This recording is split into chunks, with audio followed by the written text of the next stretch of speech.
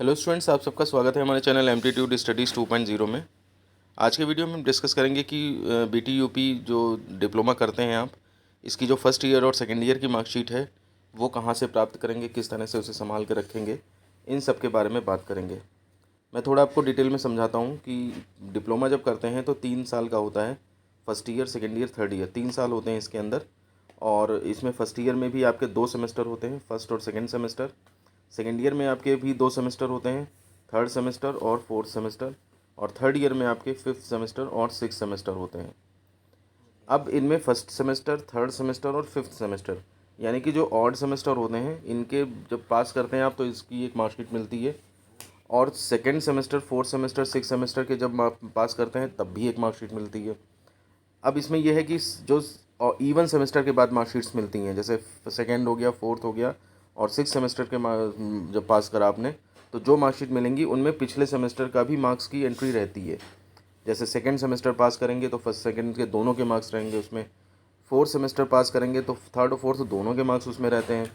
Six semester पास करेंगे तो fifth और सिक्स दोनों के मार्क्स रहते हैं। तो इसलिए आप एक बार को ऑड सेमेस्टर की मार्कशीट अगर संभाल के नहीं भी रखते हैं तो भी कोई बात नहीं है, लेकिन आपको सेकेंड और फोर्थ और सिक्स सेमेस्टर के बाद जो मार्कशीट मिलती है वो संभाल के ज़रूर रखनी चाहिए। तो first year, second year, third year, इनके बाद जो मार्कशीट मिलेंगी वो आपको संभाल के रखनी है। इनमें से थर्ड ईयर के बाद जो मार्कशीट मिलती है वो तो बोर्ड से ही मिलती है, और यहीं से आपको डिप्लोमा भी मिल जाता है। तो ये तो मेन चीज़ हो जाती है, ये तो आपको हर जगह लगाना ही पड़ेगा। लेकिन कहीं कहीं पर जो है वो फर्स्ट ईयर और सेकेंड ईयर की मार्कशीट्स भी लगानी पड़ती हैं। तो वो कहाँ से मिलेंगी, क्या करना पड़ेगा, उसके बारे में जो है हम इस वीडियो में डिस्कस करेंगे। तो आप देखिए, सबसे पहले बात करेंगे कि ये फर्स्ट ईयर और सेकेंड ईयर की मार्कशीट मिलती कहाँ से हैं। तो जब आप अपना रिज़ल्ट देखते हैं तो जो आपको नेट कॉपी मिलती है वहाँ से, पीडीएफ, उसको ज़रूर डाउनलोड कर लेना चाहिए और उसी टाइम उसके कई सारे प्रिंट्स निकाल के रख लेने चाहिए। क्योंकि इसके अलावा आपका कुछ कॉलेजेस में क्या होता है कि उसी के तर्ज पे, उसी की तरह बना करके मार्कशीट कॉलेज की तरफ से मिल जाती है।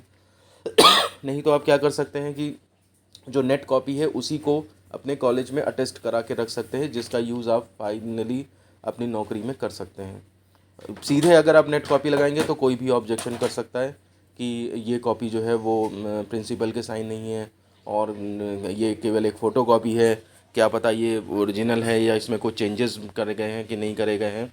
तो एक बार जब कॉलेज में टीआर आ जाता है, यानी कि आपकी मार्कशीट का डेटा आ जाता है, तो वहाँ से आप इसको मैच करा के अपनी नेट कॉपी को और प्रिंसिपल के साइन और मोहर अगर लगवा लेंगे तो फिर ये कॉपी जो है वो मतलब एक तरह से गवर्नमेंट डॉक्यूमेंट बन जाता है और फिर इसका यूज़ आप कहीं भी जो है वो कर सकते हैं।